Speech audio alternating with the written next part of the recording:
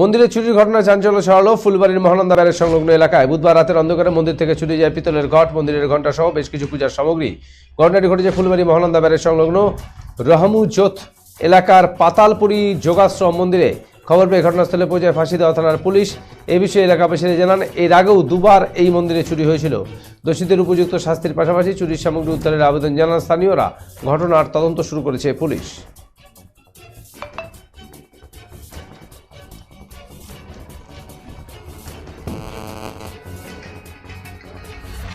Hello.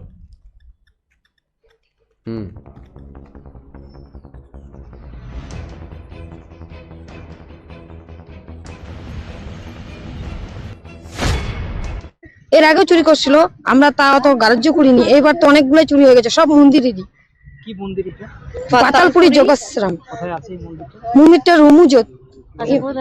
ব্যারেজের পাশে? হ্যাঁ, ব্রিজের পাশেই, মহানন্দা ব্রিজের পাশে। কি বলবেন এই যে মন্দির থেকে চুরি হচ্ছে, দুইবার চুরি হলো? দুইবার চুরি হলো, কি করে বলবো? এখন সবাই তো আসে, এখন কাকে সন্দেহ করব?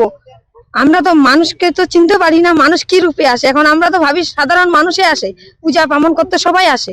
আমাদের গেট খোলাই থাকে সবসময়, সবাই মন খুলে পূজা দেয়, আমরা গেট তালাও দিই না। এখন কি করে ভাববো কে চুরি করে? আচ্ছা, এখানে কি বলেন? পূজা হয়? হ্যাঁ, সবসময় পূজা হয়, বড় বড় পূজাও হয়। পুলিশ আসে? হ্যাঁ, পুলিশ আসে, এখন তদন্ত করে গেল।